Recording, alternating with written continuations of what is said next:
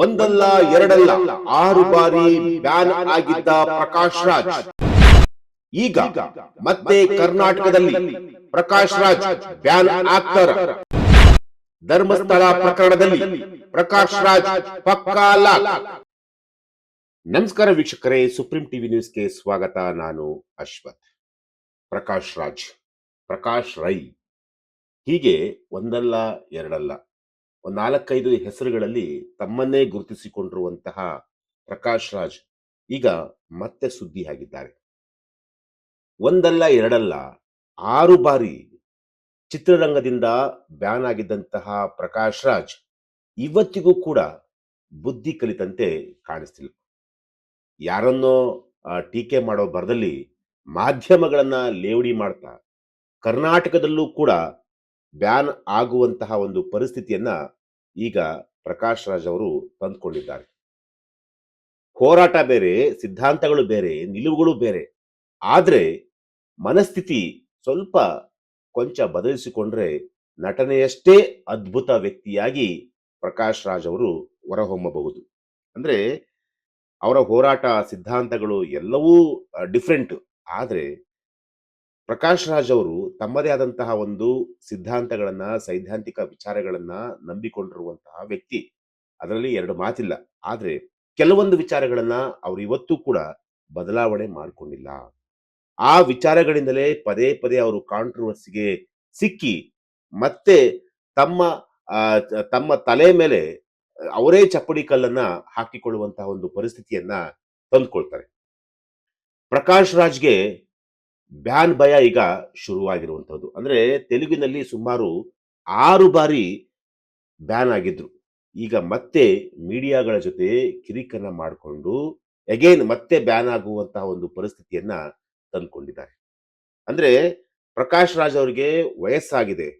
ವಯಸ್ಸಾದಂತೆ ಪರಿಪಕ್ವವಾಗಿ ಇರಬೇಕಾದಂತಹ ಪ್ರಕಾಶ್ ರಾಜ್ ಅವರು ತಮ್ಮ ನಾಲಿಗೆ ಮೇಲೆ ಹಿಡಿತವಿಲ್ಲದೆ ಏನ್ ಬೇಕೋ ಅದನ್ನ ಮಾತನಾಡಿ ಅವರ ಭವಿಷ್ಯವನ್ನ ಅವರೇ ಹಾಳು ಮಾಡಿಕೊಳ್ಳುವಂತಹ ಒಂದು ಪರಿಸ್ಥಿತಿಗೆ ಪ್ರಕಾಶ್ ರಾಜ್ ಅವರು ಬಂದಿರುವಂತಹದ್ದು. ಸಿದ್ಧಾಂತ ಮತ್ತೆ ನಿಲುವುಗಳು ಓಕೆ ರೀ, ಆದ್ರೆ ನಾಲಿಗೆ ಮೇಲೆ ಹಿಡಿತ ಇರಬೇಕು. ಆಗ ಮಾತ್ರ ಆ ವ್ಯಕ್ತಿ ತಾನೇನ್ ಮಾತಾಡ್ತಾ ಇದೀನಿ, ತಾನೇನ್ ನಡ್ಕೊಳ್ತಾ ಇದೀನಿ ಅನ್ನೋ ಒಂದು ಒಂದು ಒಂದು ವಿಚಾರ ಅವರಿಗೆ ಅರಿವಾಗಬೇಕು. ಆಗ ಮಾತ್ರ ಎಲ್ಲವೂ ಕೂಡ ಸರಿಯಾಗುತ್ತೆ. ಆದ್ರೆ ಪ್ರಕಾಶ್ ರಾಜ್ ಅವರು ವಯಸ್ಸಾದಂತೆ ಅವರಿಗೆ ಮನಸ್ಸಿಗೆ ಬಂದಂತೆ ಏನ್ ಬೇಕು ಅದನ್ನೆಲ್ಲವನ್ನು ಕೂಡ ಮಾತನಾಡಿಕೊಂಡು ಈಗ ಸುಮ್ಮನೆ ತಮ್ಮ ಮೇಲೆ ತಾವೇ ಕಾಂಟ್ರವರ್ಸಿಯನ್ನ ಎಳೆದುಕೊಳ್ಳುವಂತಹ ಒಂದು ಪರಿಸ್ಥಿತಿಗೆ ಪ್ರಕಾಶ್ ರಾಜ್ ಅವರು ಈಗ ಬಂದಿರುವಂತಹದ್ದು. ಪ್ರಕಾಶ್ ರಾಜ್ ಅವರು ನಟ, ನಿರ್ದೇಶಕ, ನಿರ್ಮಾಪಕ, ಬರಹಗಾರ, ರಾಜಕಾರಣಿ ಹಾಗೂ ಸಾಮಾಜಿಕ ಹೋರಾಟಗಾರರು ಕೂಡ ಹೌದು. ರಂಗಭೂಮಿ ಹಿನ್ನೆಲೆಯಿಂದ ಬಂದಿರುವಂತಹ ಪ್ರಕಾಶ್ ರಾಜ್ ಅವರು ಭಾರತೀಯ ಚಿತ್ರರಂಗದ ಅತ್ಯದ್ಭುತ ಕಲಾವಿದರಲ್ಲಿ ಒಬ್ರು ಕೂಡ.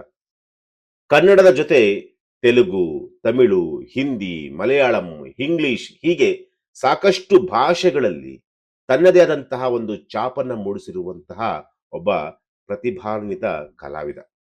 ಒಂದಲ್ಲ ಎರಡಲ್ಲ ರೀ, 5 ನ್ಯಾಷನಲ್ ಅವಾರ್ಡ್ಸ್ಗಳನ್ನ ಪ್ರಕಾಶ್ ರಾಜ್ ಅವರು ಪಡೆದುಕೊಂಡಿದ್ದಾರೆ.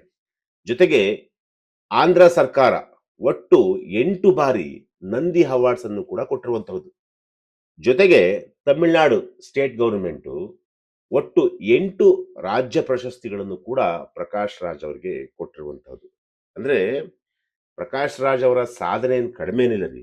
ಎಲ್ಲಾ ಭಾಷೆಗಳಲ್ಲೂ, ಕನ್ನಡ ಇರ್ಬೋದು, ತಮಿಳ್ ಆಗಿರ್ಬೋದು, ತೆಲುಗು ಆಗಿರ್ಬೋದು, ಹಿಂದಿ ಆಗಿರ್ಬೋದು, ಮಲಯಾಳಂ ಆಗಿರ್ಬೋದು, ಇಂಗ್ಲಿಷ್ ಆಗಿರ್ಬೋದು, ಹೀಗೆ ಹಲವು ಭಾಷೆಗಳಲ್ಲಿ ತಮ್ಮದೇ ಆದಂತಹ ಒಂದು ಛಾಪನ್ನ ಮೂಡಿಸಿರುವಂತಹ ಒಬ್ಬ ಅದ್ಭುತ ಕಲಾವಿದ. ಯಾವುದೇ ಒಂದು ಅವಾರ್ಡ್ ಫಂಕ್ಷನ್ ಆದ್ರೆ ಅಲ್ಲಿ ಪ್ರಕಾಶ್ ರಾಜ್ ಅವರ ಹೆಸರು ಇದ್ದೇ ಇತ್ತು. ಆ ಲೆವೆಲ್ಗೆ ಅವರ ಒಂದು ಪರ್ಫಾರ್ಮೆನ್ಸ್ ನಟನೆಯಲ್ಲಿತ್ತು. ಕನ್ನಡದಿಂದ ಹಿಡಿದು ಖಾನ್, ಕಪೂರ್ಗಳ ತನಕ ಪ್ರಕಾಶ್ ರಾಜ್ ಅಂದ್ರೆ ಬಹಳ ಅಚ್ಚುಮೆಚ್ಚು. ಅವರ ಆಕ್ಟಿಂಗಿಗೆ ಪ್ರತಿಯೊಬ್ರು ಕೂಡ ಇಡೀ ಬಾಲಿವುಡ್ ಆಗಿರ್ಬೋದು, ಟಾಲಿವುಡ್ ಆಗಿರ್ಬೋದು, ಕಾಲಿವುಡ್ ಆಗಿರ್ಬೋದು, ಎಲ್ಲರೂ ಕೂಡ ಪ್ರಕಾಶ್ ರಾಜ್ ಅವರ ಆಕ್ಟಿಂಗ್ ಅನ್ನ ಇವತ್ತಿಗೂ ಕೂಡ ಸ್ಮರಿಸ್ತಾರೆ. ಮತ್ತೆ ಅವರ ಆಕ್ಟಿಂಗ್ಗೆ ವಾವ್, ಅದ್ಭುತಪ್ಪ, ಈ ವ್ಯಕ್ತಿ ಅದ್ಭುತವಾದಂತಹ ನಟನ ಒಂದು ಕಲೆಯನ್ನ ಹೊಂದಿದಾರಪ್ಪ ಅಂತ ಹೇಳಿ ಇವತ್ತಿಗೂ ಕೂಡ ಮಾತನಾಡ್ತಾರೆ. ಆದ್ರೆ ಅವರ ಸಿದ್ಧಾಂತಗಳು, ನಿಲುವುಗಳು, ಧೋರಣೆಗಳು ಮಾತ್ರ ಚಿತ್ರ ವಿಚಿತ್ರ. ಯಾವಾಗ ನೋಡ್ರಿ ಅವ್ರ ಸಿದ್ಧಾಂತಗಳು, ನಿಲುವುಗಳಿದಾವಲ್ಲ ಬಹಳ ಡಿಫ್ರೆಂಟ್. ಅವರು ಅವರನ್ನೇ ನಾನೊಬ್ಬ ತುಂಬಾ ಡಿಫ್ರೆಂಟ್ ಆದಂತಹ ವ್ಯಕ್ತಿ ಅಂತ ಅನ್ಕೊಂಡ್ಬಿಟ್ಟಿದ್ದಾರೆ. ಆದರೆ ಅವ್ರು ಮಾತನಾಡುವಂತಹ ಒಂದೊಂದು ಮಾತುಗಳು ಕೂಡ ಸಮಾಜದ ಮೇಲೆ ಎಷ್ಟು ಕೆಟ್ಟ ಪರಿಣಾಮವನ್ನ ಬೀರುತ್ತೆ ಅಂತಂತೇಳಿ ಅವ್ರು ಯಾವತ್ತೂ ಕೂಡ ಅರ್ಥ ಮಾಡ್ಕೊಳ್ಳಿಲ್ಲ. ಸದಾ ತಾನೊಬ್ಬ ಹಿಂದೂ ವಿರೋಧಿ, ಹಿಂದುತ್ವ ವಿರೋಧಿ ಅಂತಲೇ ಗುರುತಿಸಿಕೊಳ್ತಾರೆ ಪ್ರಕಾಶ್ ರಾಜ್. ಅಂದ್ರೆ ಯಾವಾಗಲೂ ಕೂಡ ಹಿಂದೂ ವಿಚಾರಗಳನ್ನ ಕಂಪ್ಲೀಟ್ ಆಗಿ ಉಲ್ಟಾ ಆಗಿ ಹೇಳುವಂತಹ ವ್ಯಕ್ತಿ ಯಾರಾದ್ರೂ ಇದ್ದಾರೆ ಅಂತಂತಂದ್ರೆ ಚಿತ್ರರಂಗದಲ್ಲಿ ಅದು ಪ್ರಕಾಶ್ ರಾಜ್ ಅವರು ಮಾತ್ರ. ಸದಾ ತಾನೊಬ್ಬ ಹಿಂದೂ ವಿರೋಧಿ, ಹಿಂದುತ್ವ ವಿರೋಧಿ ಅಂತಲೇ ಪ್ರತಿ ಬಾರಿಯೂ ಕೂಡ ಗುರುತಿಸಿಕೊಳ್ತಾರೆ. ಸದ್ಯ ಧರ್ಮಸ್ಥಳ ಬುರುಡೆ ಪ್ರಕರಣದಲ್ಲಿ ಮಾಸ್ಕ್ ಮ್ಯಾನ್ ಚಿನ್ನಯ್ಯ ಪ್ರಕಾಶ್ ರಾಜ್ ಅವರ ಹೆಸರನ್ನ ಬಾಯ್ಬಿಟ್ಟಿದ್ದಾನೆ. ಈಗ ಈ ಸುದ್ದಿ ಅಲ್ಲೋಲ ಕಲ್ಲೋಲ ಎಬ್ಬಿಸ್ತಾ ಇದೆ. ಇದಕ್ಕೆ ಪ್ರಕಾಶ್ ರಾಜ್ ಅವರು ಒಂದು ರಿಯಾಕ್ಷನ್ ಕೊಡ್ಲಿಕ್ಕೆ ಒಂದು ಪ್ರೆಸ್ ಕ್ಲಬ್ ಅಲ್ಲಿ ಒಂದು ಸುದ್ದಿಗೋಷ್ಠಿಯನ್ನ ಕರೆದಿದ್ರು. ಆಗ ಆ ವ್ಯಕ್ತಿ ಏನ್ ಮಾತನಾಡಬೇಕು, ಮಾತನಾಡುವ ಭರದಲ್ಲಿ ಏನೆಲ್ಲ ಮಾತನಾಡಿದ್ರೆ ಆಗುತ್ತಾ? ಎಸ್, ಆ ವ್ಯಕ್ತಿ ಹೇಳಿದ್ದು ಒಂದೇ ಮಾತು. ಮಾರಿಕೊಂಡ ಮಾಧ್ಯಮಗಳಿಗೆ ವಿಶೇಷವಾದಂತಹ ಒಂದು ಆಹ್ವಾನ ಅನ್ನೋ ಅವರ ಒಂದು ಪೋಸ್ಟು ಮಾಧ್ಯಮ ಪ್ರತಿನಿಧಿಗಳ ಜೊತೆ ವಾಗ್ವಾದಕ್ಕೆ ಕಾರಣವಾಗಿತ್ತು. ನಾನು ನಿಮ್ಮೆಲ್ರಿಗೂ ಹೇಳಿಲ್ಲ ರೀ, ಮಾರಿಕೊಂಡಂತಹ ಕೆಲ ಮಾಧ್ಯಮಗಳಿಗಷ್ಟೇ ಹೇಳಿದ್ದು ಹೀಗಂತ ಪ್ಲೇಟ್ ಅನ್ನು ಕೂಡ ಪ್ರಕಾಶ್ ರಾಜ್ ಅವರು ಬದಲಿಸಿಬಿಟ್ಟಿದ್ರು. ಸಮಸ್ಯೆಯನ್ನ ಸುಖಾಂತ್ಯಗೊಳಿಸಿದ್ರು. ಈ ರೀತಿಯಾಗಿ ಉಲ್ಟಾ ಹೇಳ್ಬಿಟ್ಟು, ಅಂದ್ರೆ ಆ ವ್ಯಕ್ತಿ ಹೇಳೋದೊಂದು ಮಾಡೋದೊಂದು ಅನ್ನೋದಕ್ಕೆ ಇದೊಂದು ಎಕ್ಸಾಂಪಲ್. ಫಸ್ಟ್ ಸ್ಟಾರ್ಟಿಂಗ್ ಹೇಳ್ಬಿಡ್ತಾರೆ, ಯಾರ್ಯಾರು ಅಂದ್ರೆ ಕೆಲವು ಮಾಧ್ಯಮಗಳು ಮಾರಿಕೊಂಡಂತಹ ಮಾಧ್ಯಮಗಳು ಅನ್ನೋ ಒಂದು ಪದವನ್ನ ಬಳಸ್ಬಿಟ್ಟು ನಾನು ನಿಮ್ಗೆ ಹೇಳಿಲ್ಲ ರೀ ಅನ್ನೋ ಒಂದು ಮಾತನ್ನ ಅಲ್ಲೇ ಒಂದು ಇಮಿಡಿಯೇಟ್ಲಿ ಒಂದು ಸ್ಕ್ರಿಪ್ಟ್ ನ ಚೇಂಜ್ ಮಾಡ್ತಾರಲ್ಲ ಸಿನಿಮಾದಲ್ಲಿ, ಏನಾದರೂ ಡೈಲಾಗ್ಸ್ಗಳು ಏನಾದ್ರು ಚೇಂಜ್ ಮಾಡ್ತಾರಲ್ಲ, ಡೈರೆಕ್ಟರ್ ಹೇಳ್ತಾರೆ ಸ್ವಾಮಿ ಈ ಡೈಲಾಗ್ ಸರಿ ಇಲ್ಲ, ಇಮಿಡಿಯೇಟ್ಲಿ ಇದನ್ನ ಚೇಂಜ್ ಮಾಡೋಣ ಅಂತೇಳಿ ಆ ಇಮಿಡಿಯೇಟ್ಲಿ ಚೇಂಜ್ ಮಾಡ್ಕೊಡ್ತಾರೆ. ಸೊ ಅಲ್ಲೇ ಅವರು ಡೈಲಾಗ್ ಡೆಲಿವರಿಯನ್ನ ಮಾಡ್ತಾರಲ್ಲ, ಅದೇ ರೀತಿ ಇಲ್ಲೂ ಕೂಡ ಅಷ್ಟೇ ಪ್ರೆಸ್ ಮೀಟ್ ಅನ್ನ ಕರೀತಾರೆ. ಪ್ರೆಸ್ ಮೀಟ್ ಅನ್ನ ಕರೆದಂತಹ ಸಂದರ್ಭದಲ್ಲಿ ಮಾರಿಕೊಂಡ ಮಾಧ್ಯಮಗಳಿಗೆ ವಿಶೇಷ ಆಹ್ವಾನ ಅಂತಂತೇಳಿ ಒಂದು ಪೋಸ್ಟರ್ ಅನ್ನ ಬಿಡ್ತಾರೆ. ಅದಾದ ನಂತರ ಇಮಿಡಿಯೇಟ್ಲಿ ಇಲ್ಲ ನಾನು ನಿಮ್ಗೆಲ್ಲ ಹೇಳಿದ್ದು ಮಾರ್ಕಂಡವ್ರಿಗೆ ಹೇಳಿದ್ದು ಅನ್ನೋ ಒಂದು ಮಾತನ್ನ ಹಂಗೆ ಕಂಪ್ಲೀಟ್ ಆಗಿ ಉಲ್ಟಾ ಹೊಡೆದು ಬಿಡ್ತಾರೆ. ಸುಮಾರು 2 ಗಂಟೆಗಳ ಕಾಲ ಮಾಧ್ಯಮಗಳ ಜೊತೆ ಪ್ರಕಾಶ್ ರಾಜ್ ಅವರು ಕಿರಿಕ್ ಮಾಡ್ಕೊಂತಾರೆ. ಜೊತೆಗೆ ಆ ಇಡೀ ಪ್ರೆಸ್ ಮೀಟ್ ಎಲ್ಲ ಕಂಪ್ಲೀಟ್ ಆಗಿ ಅಶಿಸ್ತಿನಿಂದಲೇ ಕೂಡಿರುತ್ತೆ. ಅಂದ್ರೆ ಏನಾದ್ರೂ ಒಂದು ಒಂದು ಪ್ರಶ್ನೆಯನ್ನ ಮಾಡಿದ್ರೆ ಅದಕ್ಕೆ ಸರಿಯಾದಂತಹ ಉತ್ತರವನ್ನ ಕೊಡದೆ ಅವರಿಗೆ ಹೇಗೆ ಬೇಕೋ ಹಾಗೆ ಉತ್ತರವನ್ನ ಕೊಟ್ಕೊಂಡು ಸುಮಾರು 2 ಗಂಟೆಗಳ ಕಾಲ ಅದನ್ನ ಹಂಗೆ ತೇಲಿಸ್ಬಿಡ್ತಾರೆ. ಅಂದ್ರೆ ಎಲ್ಲೋ ಒಂದ್ ಕಡೆ ಈ ವ್ಯಕ್ತಿ ಈ ಧರ್ಮಸ್ಥಳ ಬುರುಡೆ ಪ್ರಕರಣದಲ್ಲಿ ಏನೋ ಒಂದ್ ಕಡೆ ಎಲ್ಲೋ ಒಂದು ಸಣ್ಣ ತಪ್ಪು ಮಾಡಿರ್ಬೇಕು ಅನ್ಸುತ್ತೆ. ಸೊ ಅದನ್ನ ಹೇಗಾದ್ರೂ ಮಾಡಿ ಪ್ಯಾಚ್ ಅಪ್ ಮಾಡ್ಬೇಕಲ್ಲ. ಸೊ ಆ ಪ್ಯಾಚ್ ಅಪ್ ಮಾಡೋದಕ್ಕೆ ಈಗ ಮಾಧ್ಯಮಗಳನ್ನ ದೂಷಿಸುವಂತ ಒಂದು ಕೆಲಸವನ್ನ ಈಗ ಮಾಡ್ತಿರುವಂಥದ್ದು. ಅಂದ ಹಾಗೆ ಪ್ರಕಾಶ್ ರಾಜ್ ಅವರು ಈ ಹಿಂದೆ ತೆಲುಗು ಚಿತ್ರರಂಗದಿಂದ ಒಂದಲ್ಲ ಎರಡಲ್ಲ ಸುಮಾರು 6 ಬಾರಿ ಕೂಡ ಬ್ಯಾನ್ ಆಗಿದ್ರು.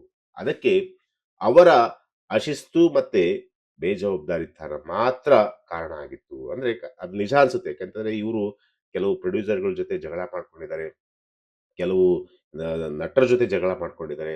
ಅಂದ್ರೆ ಸೆಟ್ಟಿಗೆ ಯಾವುದೋ ಟೈಮಿಗೆ ಬರೋದು, ಏನೋ ಒಂದು ಹೇಳೋದು, ಸುಮ್ಮನೆ ದುರಾಂಕಾರವಾಗಿ ನಡೆದುಕೊಳ್ಳುವುದು, ಈ ರೀತಿಯಾಗಿ ಹಲವು ಬಾರಿ ಕೂಡ ಸುದ್ದಿ ಆಗಿತ್ತು. ಹಾಗಾಗಿ ಇವ್ರನ್ನ ಟಾಲಿವುಡ್ ಅಂದ್ರೆ ತೆಲುಗು ಚಿತ್ರರಂಗ ಸುಮಾರು 6 ಬಾರಿ ಇವ್ರನ್ನ ಬ್ಯಾನ್ ಕೂಡ ಮಾಡಿತ್ತು. ಈಗ ಮತ್ತೆ ಬ್ಯಾನ್ ಆಗುವಂತಹ ಒಂದು ಪರಿಸ್ಥಿತಿಯನ್ನ ಅವರೇ ಈಗ ತಂದುಕೊಂಡಿರುವಂಥದ್ದು. ಅಂದ್ರೆ ಧರ್ಮಸ್ಥಳದಲ್ಲಿ ಸೌಜನ್ಯ ಕೊಲೆ ನಡೆದಿರುವುದು ಸತ್ಯ. ಅದೇನು ನಾವೇನು ಸುಳ್ಳು ಅಂತ ಹೇಳ್ತಿಲ್ಲ. ಪ್ರಕಾಶ್ ರಾಜ್ ಅವರು ಕೂಡ ಅದನ್ನು ಹೇಳ್ತಿದ್ದಾರೆ. ನಾನು ಆ ಹಿಂದೂ ಹೆಣ್ಣು ಮಗಳ ನ್ಯಾಯಕ್ಕಾಗಿ ಧ್ವನಿ ಎತ್ತಿದ್ದೇನೆ. ತಪ್ಪೇನಿಲ್ಲ, ಧ್ವನಿ ಎತ್ತಲೇಬೇಕು. ಯಾಕೆಂತಂದ್ರೆ ಒಂದು ಹೆಣ್ಣಿಗೆ ಅನ್ಯಾಯ ಆಗಿದೆ ಅಂತಂತಂದ್ರೆ ಪ್ರಕಾಶ್ ರಾಜ್ ಅವರು ಧ್ವನಿ ಎತ್ತದ್ರಲ್ಲಿ ತಪ್ಪೇನಿಲ್ಲ. ಆದ್ರೆ ಅದು ಯಾವ ರೀತಿಯಾಗಿ ಧ್ವನಿ ಎತ್ತಬೇಕು, ಅಲ್ಲಿನ ಒಂದು ಗ್ರಾವಿಟಿ ಯಾವ ರೀತಿ ಇರುತ್ತೆ, ಅದೆಲ್ಲವನ್ನೂ ಕೂಡ ಪರಿಶೀಲನೆ ಮಾಡಬೇಕು. ನಾನು ಹಿಂದೂ ವಿರೋಧಿ ಅಲ್ಲ, ಸಾಕಷ್ಟು ಬಾರಿ ದೇವಾಲಯಗಳಿಗೆ ತೆರಳಿದ್ದೇನೆ. ನನ್ನ ಪತ್ನಿ ಕೂಡ ದೇವಸ್ಥಾನಕ್ಕೆ ಹೋಗ್ತಾರೆ. ತುಂಬಾ ಜನಕ್ಕೆ ದೇವಾಲಯಗಳಲ್ಲಿ ದರ್ಶನಕ್ಕೆ ಅನುಮತಿ ಕೂಡ ಕೊಡಿಸಿದ್ದೇನೆ. ಹೀಗಂತ ಪ್ರಕಾಶ್ ರಾಜ್ ಅವರು ಆ ಒಂದು ಪ್ರೆಸ್ ಮೀಟ್ ಅಲ್ಲಿ ಹೇಳಿದ್ದಾರೆ. ಅಷ್ಟೇ ಅಲ್ಲ, ನಾನು ಚಿನ್ನಯ್ಯ ಜೊತೆ ಮಾತನಾಡಿದ್ದು ನಿಜ. ಅದರ ಆಡಿಯೋ ಕೂಡ SIT ಅಧಿಕಾರಿ ಪ್ರಣಬ್ ಮೊಹಂತಿ ಅವರಿಗೂ ಕೂಡ ನಾನು ನೀಡಿದ್ದೇನೆ. ಅಂತಹ ಪ್ರಕರಣವನ್ನ SIT ಟೀಮ್ ಕಡೆಗೆ ತಿರುಗಿಸುವ ಮೂಲಕ ಒಂದು ಅಚ್ಚರಿಯನ್ನ ಮೂಡಿಸಿದ್ದಾರೆ ಪ್ರಕಾಶ್ ರಾಜ್ ಅವರು. ಎಸ್, ಪ್ರಕಾಶ್ ರಾಜ್ ಅವರ ಒಂದೊಂದು ಸ್ಟೇಟ್ಮೆಂಟ್ ಕೂಡ ಈಗ ಅದು ಯಾವ ರೀತಿ ಇದೆ ಅಂತಂತಂದ್ರೆ SIT ಅಧಿಕಾರಿಗಳನ್ನು ಕೂಡ ಈಗ ಮಧ್ಯಕ್ಕೆ ಎಳೆದಿರುವಂತಹದ್ದು. ಅದು ಯಾಕೆ ಹೇಳಿದ್ರು ಅದು ಏನಕ್ಕೆ ಗೊತ್ತಿಲ್ಲ. ಚಿನ್ನಯ್ಯ ಜೊತೆ ಮಾತಾಡಿರೋ ನಿಜ. ಆ ಒಂದು ಆಡಿಯೋನ ಅವನ ಜೊತೆ ಮಾತನಾಡಿರುವಂತಹ ಆಡಿಯೋನ ನಾನು ಎಸ್-ಐ-ಟಿ ಟೀಮ್‌ಗೂ ಕೂಡ ಕೊಟ್ಟಿದ್ದೀನಿ. ಎಸ್-ಐ-ಟಿ ಮುಖ್ಯಸ್ಥರಾಗಿರುವಂತಹ ಪ್ರಣಬ್ ಮೊಹಂತಿ ಅವ್ರಿಗೂ ಕೂಡ ನಾನು ಕೊಟ್ಟಿದ್ದೀನಿ ಅಂತ ಹೇಳಿ ಪ್ರಕಾಶ್ ರಾಜ್ ಅವರು ಹೇಳಿರುವಂಥದ್ದು.